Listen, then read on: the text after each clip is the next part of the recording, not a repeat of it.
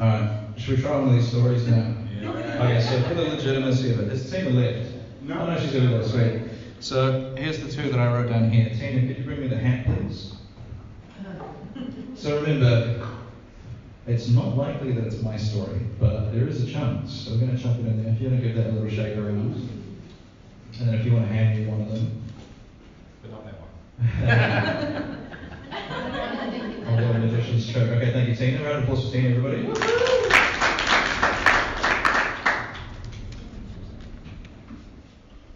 I almost missed my flight from Japan to Korea.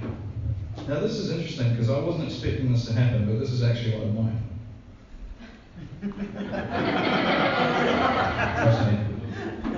So what happened was I was flying from Japan to Korea, I think. Was that the order it was in? Yeah, Japan to Korea. And what happened was, you know when you show up late because of the previous airline, like, gets you, you know, Jetstar or whatever, they like delay you and you land late. So I remember looking at, you know that anxiety of like when you touch down and it's like 15 minutes past when you're supposed to be at the gate, it's that kind of thing. And like, I don't run a lot, I don't know if you guys can tell. But I was running for this and like, has anybody ever had to run in an airport? Yeah. It's humiliating, isn't it? Like, and even if it's through no fault of your own, and you're trying to run and like, you see it, and like, you know, you have sympathy for each other, but it's still really embarrassing.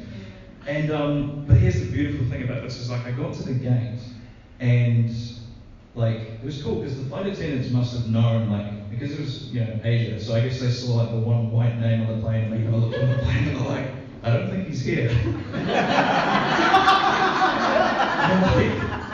And so like here's the amazing thing is I showed up and for some reason I don't know why, but there was this old like 90-something-year-old woman. She was in like a wheelchair, like decrepit, kind of like Gollum from Lord of the Rings. And like, here's the beautiful thing: is like they were, for some reason, they put her on last. I don't know why, but like I thought normally they go first, but they were kind of wheeling her on, and so I got to kind of like run up, and then I got to like pretend like I was held up by this old lady on the plane.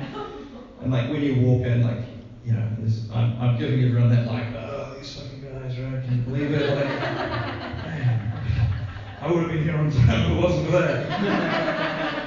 And like that's one of the worst flights, because like I've gotten to the size where like I ruin other people's flights because like I'm kind of like I mushroom over a little bit onto the seats, and like I was like sweaty as fuck on this flight. Like, I feel so bad. I'm just lucky I didn't have a middle seat. That would have just ruined the flight. I made it in the end, but like it was tough. So what we're gonna do this is like we've got some cornbread to give away, and I'm just gonna pick someone, and then you tell me if you think it was actually my story or if that was one that I just made up on the spot. And if you're right, you get the cornbread. Is that all right? Mm-hmm. Yeah. So what do you reckon? Do you reckon that was a real story, or do you reckon that was something made up? Something made up. Sorry, bud, but you don't get any cornbread. I was not fucking with you guys. It was genuinely the person that came out. So that was real. It makes me feel like I'm cheating a little bit, but at least I know that story is funny now. So imagine if I did that just to make you guys think I was making it up on the spot. This guy's fucking incredible.